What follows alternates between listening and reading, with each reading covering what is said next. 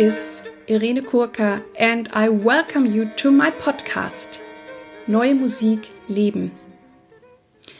I have studied classical singing, but I'm singing a lot of contemporary music. And if you would like to meet me or hear me sing, please look at my website www.irenekurka.de. I also put my website in the show notes. This is a German podcast, but once in a while I do some interviews in English. This podcast is all around new and contemporary and experimental music. I share with you the backgrounds behind the scenes, and I want to bring the humans out of the new music world closer to you. I'm always very thankful for your feedbacks, and I love getting your emails or through Facebook or however you contact me. I'm also proud that I'm cooperating with the NMZ, neue musikzeitung, which is a big German music paper. Today I have a great interview for you with the composer Tom Johnson. Hello, I'm sitting here in Cologne with the wonderful composer Tom Johnson, and I'm so privileged and happy to see you here. Well, I'm very glad to be here, and I'm feeling very good because the concert last night was so fine, and there were so many old friends. I haven't been in Cologne for quite a few years, but I've been over the years in Cologne several times. I did some Hörspiele for Klaus Schöning, WDR, and then Gisela Gronemyer and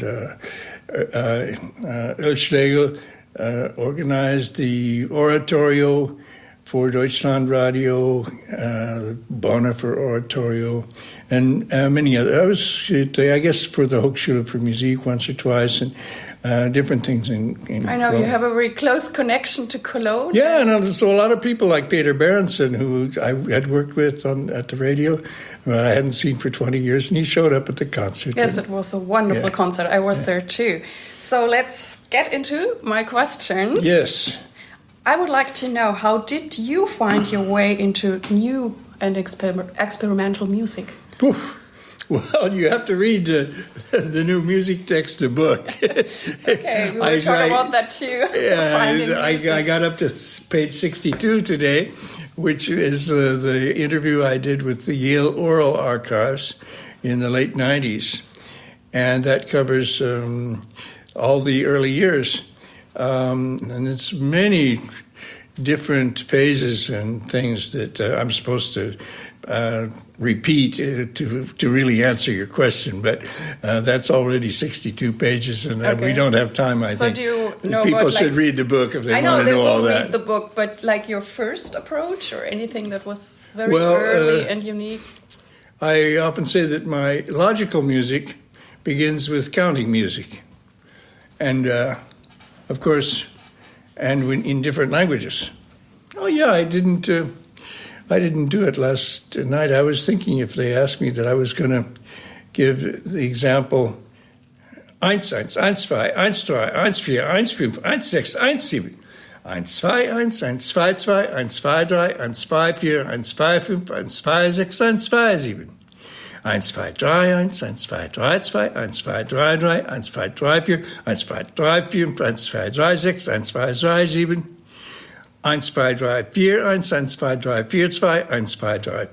2, 3, 4, 4, 1, 2, 3, 4, 5, 1, 2, 3, 4, 6, 1, 2, 3, 4, 5, 7. I made a mistake. So a performance by you. No, but if I'm concentrating, and I can do these in performance, with often in sound poetry festivals or performance festivals, and sometimes in concerts, and that was the beginning. I gradually learned how to count to 7 in a musical way in 12 different languages. And this became a 30-minute recital that I could do. And when did you start that? Well, that starts in the late 70s. I don't know exactly. I like to tell this story about one day when I was on the Coney Island on the beach. It was a hot summer day, and I was all alone. And I started counting. I'd met Charlie Morrow, who was also doing counting, wanting to make music out of counting. And so I started it, but I decided to, instead of counting in English, I would count in French. And, well, I won't do it now, because I've recorded this quite a few times. Yes. And then I thought, what other languages do I know? Well, I'd been to Russia with the Russian course, so I could count to 7 in Russian. And I knew some German already. I had had one course in German and Spanish. And then I thought, well, each language has another rhythm. Music? It's another sound. It's so beautiful. Yeah. I think I could make music out of these languages. Then I wanted to start learning. Every time I had met somebody who I came from another language I didn't know, I wanted to learn languages from native speakers, and I always did, to try to get the pronunciation right.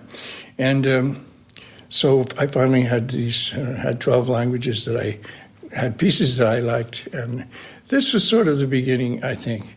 But then, so you were first interested in counting, and then you added the sounds? That was one category anyway. But about the same time as 1979, when I started, 78 really, when I was had gotten these 9 bells hanging on the ceiling, and this is a geometric formation, 3 by 3, and I started walking around this 3 by 3 square and hitting the bells as I came to them, and then hanging the bells in a different order, and making the pathway in a different formation, and then doing a figure 8, and then doing a circle all around, or the inside circle, or just something with the middle bell and the side bells, or whatever.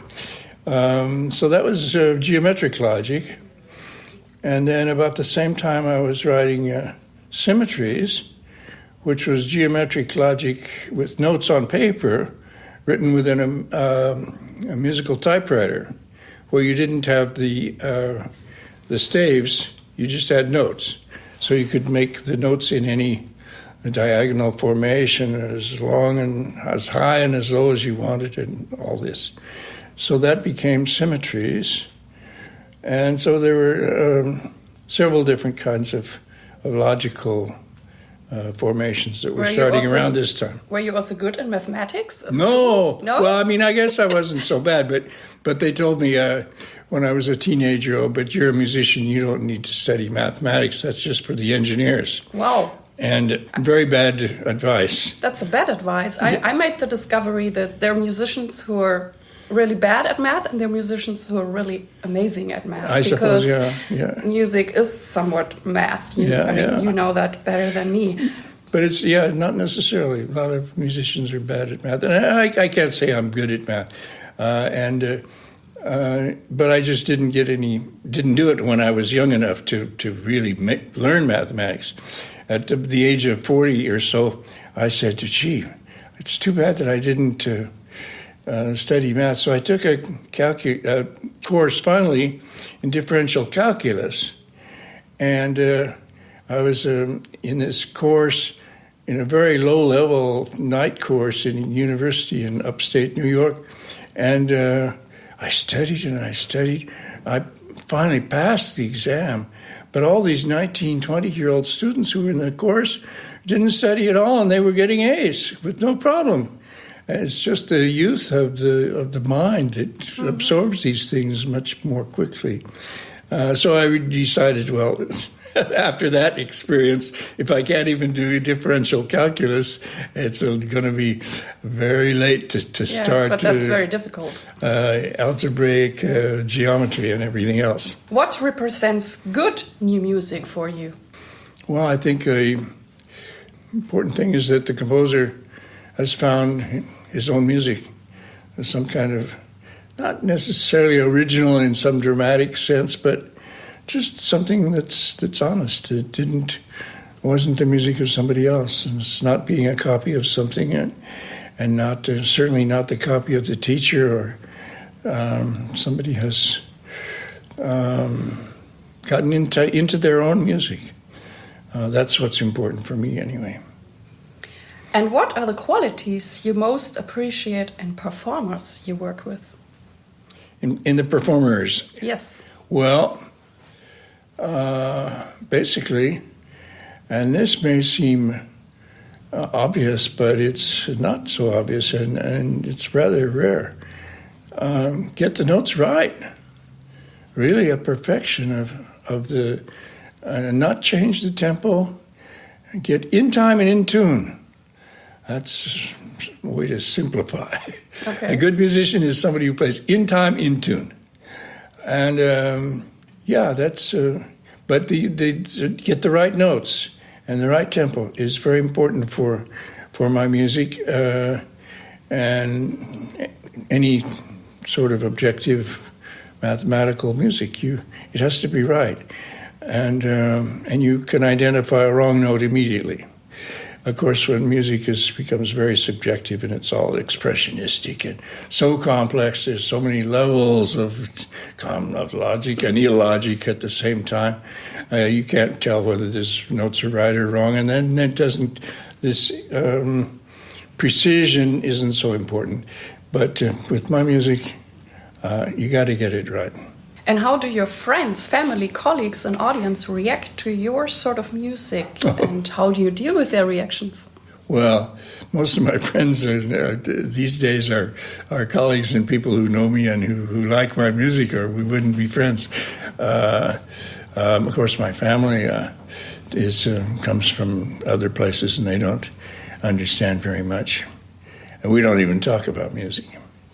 The neighbors and the family, that's just people I know from, and the people I know in the American church in Paris. I have very good friends in there, but we talk about life and death and God. We don't talk about music. I also like that you have a certain humor in your music, and last night you even told the audience that you were sometimes looking around how they react, or if they were laughing or enjoying it. Well, I talked too much about that, and because I wanted people to feel at ease. If they needed to smile, It worked. But they were more at ease. Yeah, I think, and then at the end they were more at ease. But I should have said, as I just read this morning in the book, something I said many years ago. I like humor. But I made a rule a long time ago: never try to be funny. That's good. Because every time you try to be funny, it's you're telling jokes, and it's stupid. And then the example I give in the book, which is a very good example, is the aria in the four-note opera where the baritone says, "In a moment you will hear the woodblock. It's a tiny event, but I hope you do not miss it, because it's a nice sound, and I hope you do not miss it. Listen carefully, because in a moment you will hear, I hope you do not miss it. I hope you do not miss it. I hope you do not miss it. I hope you did not miss it. I hope you did not miss it." You laughed.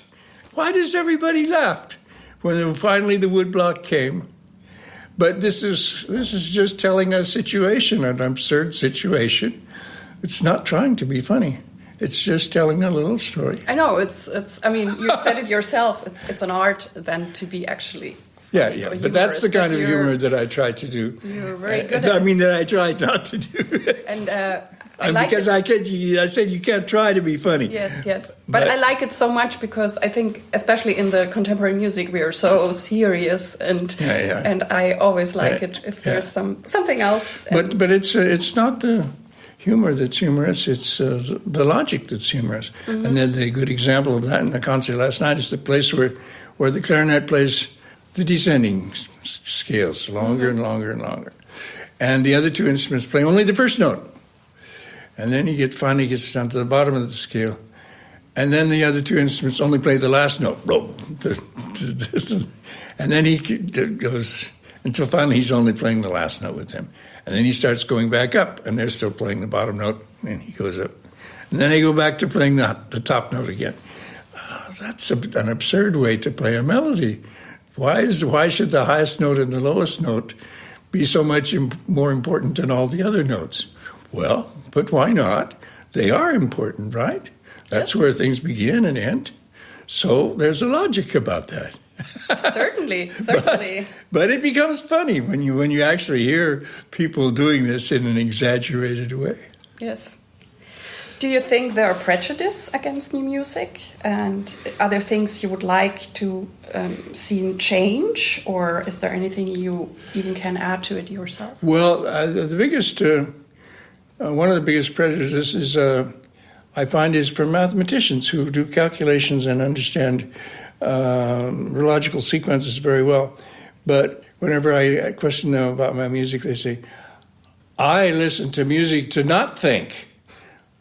I think all day and I'm counting all day. I'm not going to count when I listen to your music.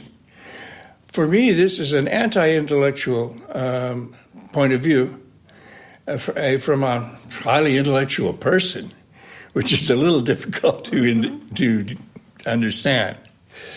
But I think a lot of people are anti-intellectual when they listen to music.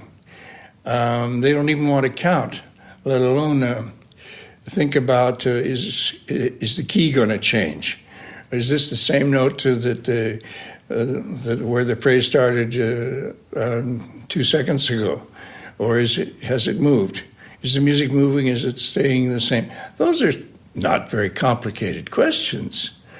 And it's not, you don't have to be a mathematician to notice that da is not the same as da. But if you're anti-intellectual, you refuse to think about music, da and da will pass as the same thing. You didn't notice any difference because you're not trying to listen. So I think anti-intellectual listeners are losing a lot. And I can't tell people how to listen. And if you want to just listen in order not to think, as so many mathematicians do, well, that's your problem. You get your satisfaction from something else, not from music. Certainly. You're also very, very modern in a way. You have a YouTube channel. So we are kind of colleagues. Everybody has YouTube channel today, especially, and you have a website. I have one, but I think in the music there's not too much around maybe it. not, yeah. And I mean, I'm still also a pioneer in this area, and I think you're also very, very much ahead. You know, one reason that people don't have their own sites is because they go to SoundCloud. Mm-hmm. Do you know SoundCloud? Yes, certainly. And it's easy to put your things up there, and then you don't have to produce things yourself, really. You just send in that's only for sound files, and you don't have to do a visual file or anything. Or you can do things on YouTube as I'm doing. Right, you have a real video. I can see you. You explain things. But it's a YouTube channel. Right.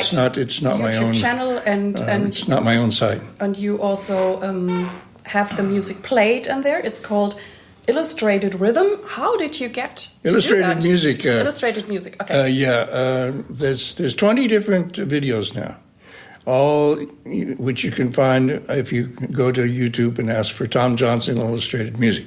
Yeah, I'm very pleased with those. I've been doing them rather quickly. These 20 came in a matter of 6 months or so, and with good video people who I think they're very, very good, and we also will put it in the show notes that hopefully my listeners will go and check it out. I hope. I've worked with good video people. I have to pay because I wanted this to be very professionally done and not to be thinking about exposures and cutting myself. Somebody else has to do that. But I've found good people in Paris who I can work with and who've done it good. But I think I've been going too fast. And at first there were so many things I wanted to explain and do video about that I had a lot of ideas. But now I'm starting to think, well, it's better. I've been going too fast. I want to wait till we're getting more visits and not just in the hundreds, but maybe in the thousands, like so many video YouTube sites, and learn how to do it a little better, get some more reactions, And also now it's getting harder because the things that were obvious, how I wanted to do show the drawing and explain the piece, I've already done. So now it's some more things that are harder to explain. I haven't even touched opera, for example. I don't think I will. Maybe operas are already visual. They explain themselves, or they should. And I don't think I'm going to do video about any of those pieces. But I don't know. I need to think. I need more time to. And now work more slowly. I'm sure you will find more topics, and it sounds really great. And last night you also presented your new book, Finding Music. What can we expect there if you buy this book? The title, by the way, comes from an article that I wrote for Positionen, German magazine in the late 90s, where I said I want to find the music, not to compose it. Ich will die Musik finden, nicht sie komponieren. And that was a new idea for me. It means objective music, something that came from numbers that I found. 1, 2, 3 is not something I invented. And or the Pascal's triangle is not something I invented. Pascal didn't invent it either. I don't think he found that. This is a found thing, like pi and lots of other. Most mathematics is really found. Automata can be so easily deduced. Usually, they're not really invented either. But it's not just mathematics. One of my favorite pieces came from physics. It's the law of the pendulum, Galileo. We just did another video about Galileo. That's cool. That's a nice one. It's coming up. It's number 20. And Pierre Berthet is the performer now. Galileo is not only the title of a piece, it's the name of an instrument, which is 4.5 meters tall. And from this bar, 5 pendulums swing.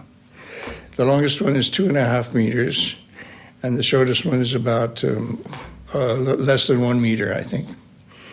And the short one swings, according to the law of the pendulum, exactly twice as fast as the longest pendulum. And the pendulums in between are 2/3, 3/4, and 4/5 of the tempo. So you get these 5 tempos, and you can't compose anything. You have to just hit the pendulums when they come back. And if you hit them a little too early, you throw out the synchronization and you've blown the whole thing. But if you want them to be in synchronization and respect the pendulums and the law of the pendulums, you just have to keep those proportions exactly the way the pendulum swings. Okay. And so this is finding music in the pendulum, or in 5 pendulums. That, by the way, I should... we're not here to talk about other composers, but I must mention Alvin Lucier, because all of his music comes out of usually acoustical phenomena. I don't think he ever followed the pendulum law, but a lot of acoustical laws he has followed, and standing waves and different things like that. And the way strings vibrate. His music is all coming out of physics. And that's another kind of found music. But mine is more found in the numbers rather than in physical formula. But Galileo's an exception. So about this we will read in the book. Yeah. Of Finding Music, and you did it together with Gisela Gronemyer and Raoul Morchen. It's published at MusikTexte, but I will also put that in the show notes.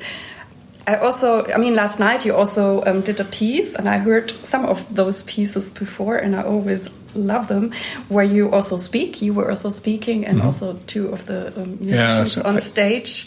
And how did you get to that? It's what you said. It's the describing part, but that you also you also feel comfortable on stage doing that yourself. Well, and it's, I don't know. I like to talk. Charming. I like to talk. No, also because I earned my living as a music critic for 11 years with the Village Voice. So after all those years of being a music critic, I was used to talking about music. And I felt pretty good. At Yale, they give you a lot of English courses. you end up controlling the language pretty well, even if you're a music major. And I liked talking. And then I didn't like anti-intellectual listeners. I wanted people to understand my music. And I explain and write the introductions and hope that people give introductions and program notes when they do concerts. But then I started wanting to write operas because in the late 60s I was going a lot to theater. And I was hearing, I wasn't a big opera fan, but I'd heard most of the standard repertoire also.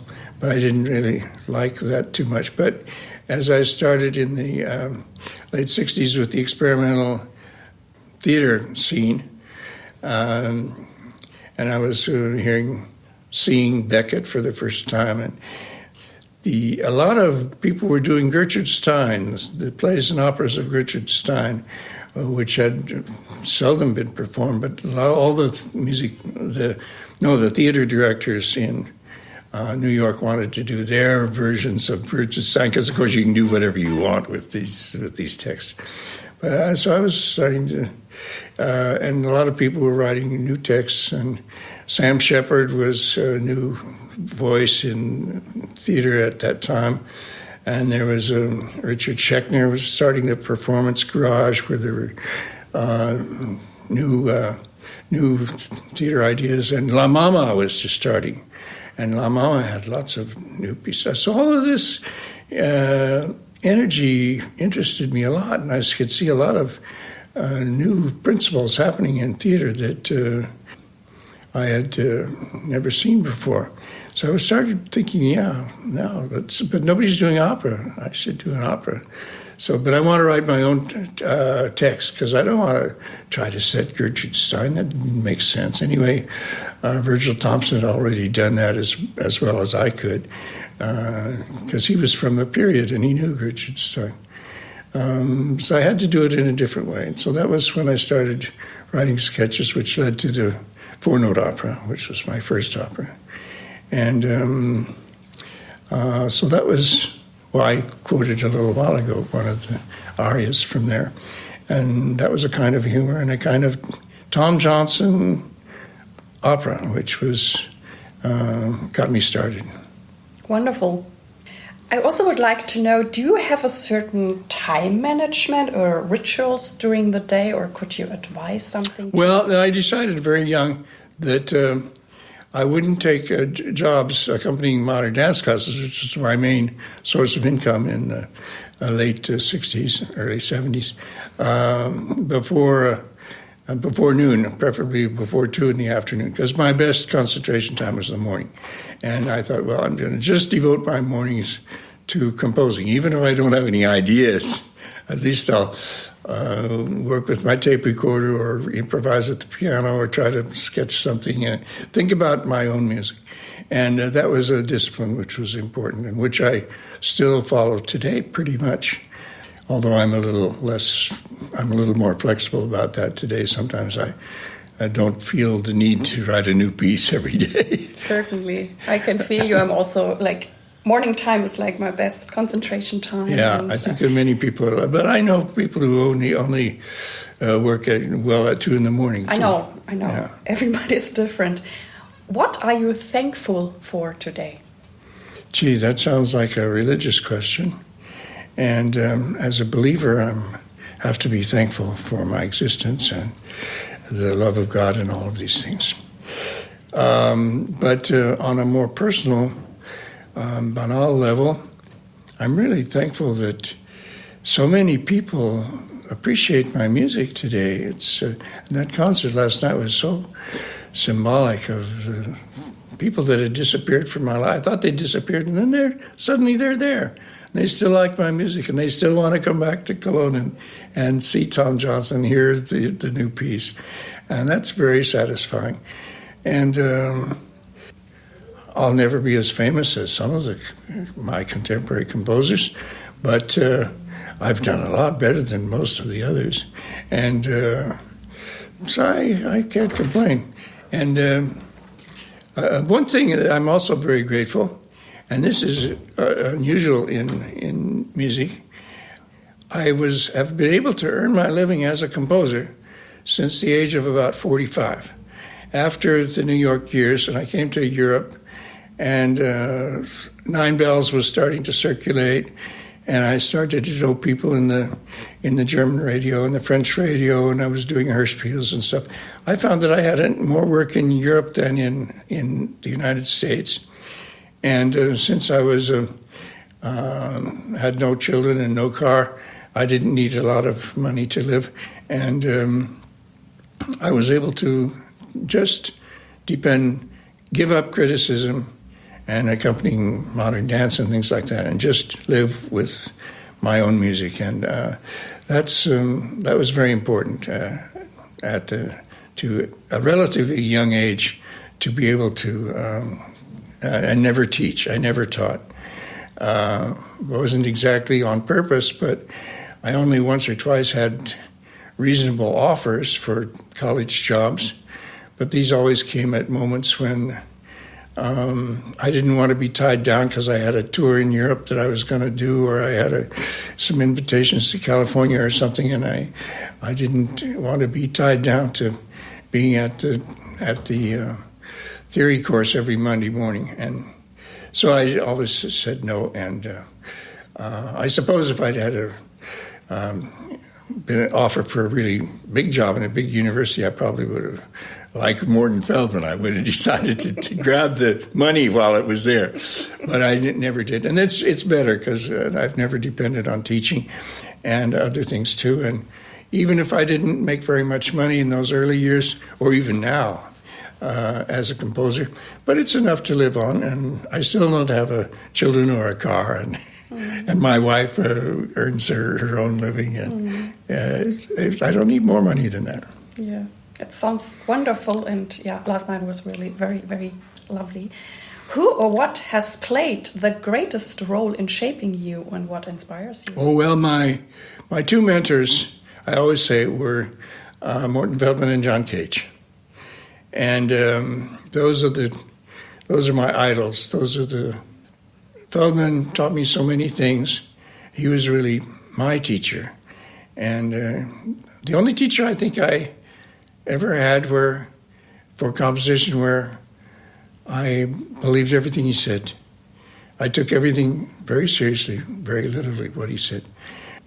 Elliott Carter, Udi Weiner, other people, they had interesting ideas, and it was always a little bit, maybe they're right, and maybe I should try that. But Feldman, he'd been through it, and he was doing what I wanted to do. And if he said I have to do that, I would do it. And when I was studying with him, I really didn't think he was an important composer like Cage and Elliott Carter and Stravinsky and Schoenberg.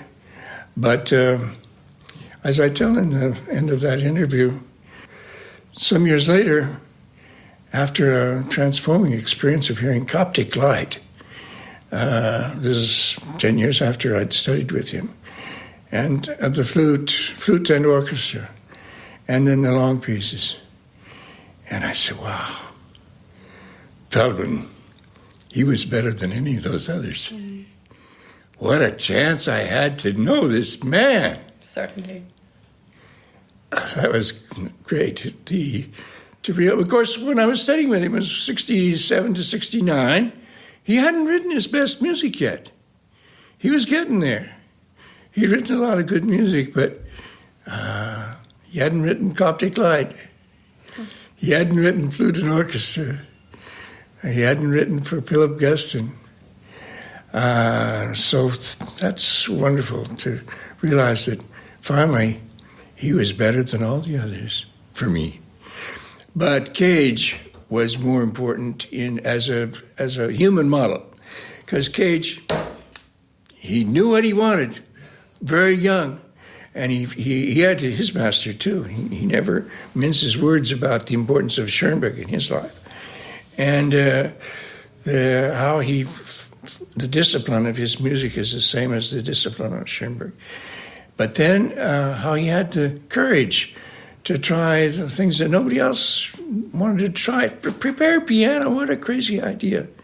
And theater music and making the music with silence, with noises and all of these things. What bravery. And you have to believe in what you're doing. And that was my model. Boy, if I could be like Cage, how can I be that strong, that sure of myself, and that ready to go against all the fashions of the day. So that was, I always tried to lead my life like Cage. Cage was also a very ethical man and a very, very clear-headed. And when I have a question like, should I accept this commission? Or do I want to consider working with this publisher? Do I want to accept this invitation to Oslo? When I'm not sure, I always think, what would Cage have done? Because Cage, I remember one time when he refused the invitation to Iran because there was a political problem, and other times when he refused to go with certain publishers and certain ideas, and but he knew what he had to do and what was going to be the best choice, and he didn't always take the money. You know, a lot of composers just take the biggest fee and don't think too much about the principles. But he was very clear about principles, and I want to be like him. That actually leads me up to my next question. What does it mean for you to be true to yourself or authentic in the music business, and how do you keep true to yourself? By trying to do what John Cage would have done. That's really what we were talking about. Yes, yeah. we were just talking about. Yeah, he's my model as a human model. But how to listen to music, how to write my music, how to get the right sound. I have to follow Morton Feldman, because he's the one who understood that. Wow, what a great composer. What does success mean for you? Oh, just to be myself, what I am. I feel today that I'm as successful as I ever wanted to be. I never wanted a lot of money. I never wanted a lot of fame. I never wanted to be the president of anything, or be the president of some conservatory or director of this or that ensemble. I'm successful. I'm very happy with what I am. That reminds me, when I was young, the four-note opera was going very well. I actually had control of a group that was doing this opera, and I tried to get some bookings for this opera. I thought, I'll direct this opera, and if we get a lot, we can book tours. And then the next year I can write another opera, and I have my own opera company, and I'll be like Peter Maxwell Davies and organize a festival in my opera company. But that's a tough business, and we didn't get very many bookings. But I decided I didn't really want that anyway. I didn't want to have to just be obligated to write another opera every year in order to get another grant, in order to pay all these singers, in order to keep going. I wanted my life to be a little more flexible. So I didn't want that kind of money and fame either. And so I think somebody said, it's very well known, be careful to know what you want in life, because that's probably what you're going to get. Mm-hmm. And I think I knew what I wanted in life, and that's more or less what I'm getting. That's amazing. What drives you forward? Do you have a vision? Yeah, my only concern now is to clean up the files. I'm 80 years old, and that's, average life expectancy is about that. So I don't have that many more years. And I've decided to donate all of my files to the French National Library. But I don't want them to file everything. I'm trying to get it all into boxes the way I want, so that things are classed in the way they should be, and not just leave these things to functionaries who probably don't know the music and won't get it right anyway.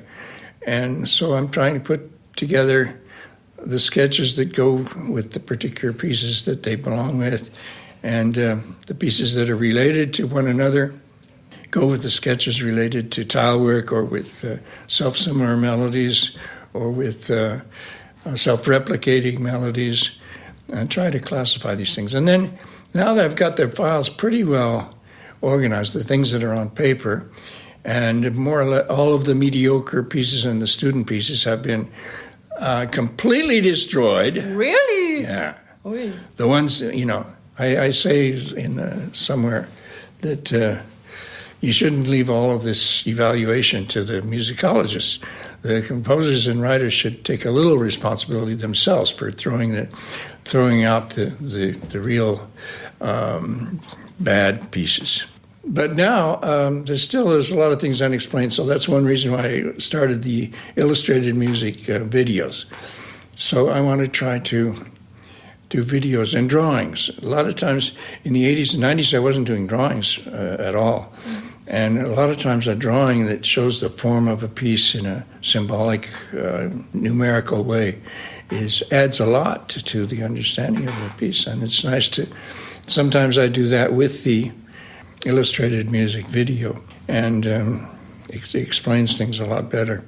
So that in this way, when people come to the file of Galileo, and they can see the video and the sketches for this, and the early visions, photos of the early visions, and of how the instrument was before I had a good instrument, and so forth. It's the piece is really finished with the complete file, and just the score was not really the finished piece. Well, we already are at the last question. And my last question is, which tip would you like to give young artists? Be yourself. Let the music do what it wants to do. That's what this. I should have thought of that first. But that means be yourself also. But no, it means it's a little different. But that's what Feldman always told me. And that's what he always did. Let the music do what it wants to do. And he would spend hours at the piano listening to 3 chords and trying to figure out if there was another chord that went with them or not. And if the F sharp should be in the high octave or the low octave. And if maybe he should add a G. He wasn't sure. He listened to it again. Let me try it again. And I tell the story about the 6, 7 chords that I wrote for him, and how he played it over and over at the piano, because he knew that I hadn't really listened. But he wanted to listen and show me how to listen. And so this is it. But his main question as he listened is, what is this music wanting to do? Let it do what it wants to do. Forget what I want it to do.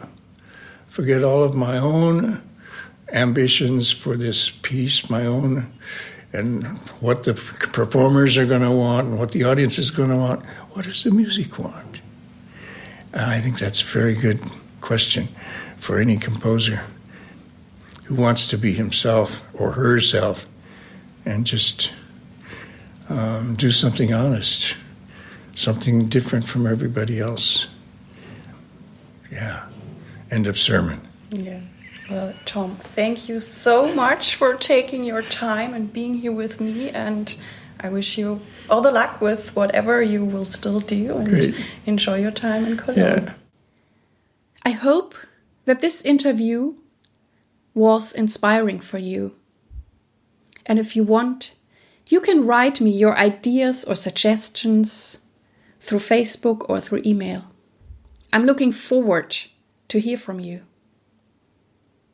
Thank you that you listened to my podcast today. And I really hope that you liked it and that it inspired you. I would be very happy if you could suggest this podcast to your friends and colleagues. Thank you very much. I wish you all the best. Live your music, live your life, and see you next time. Yours, Irene.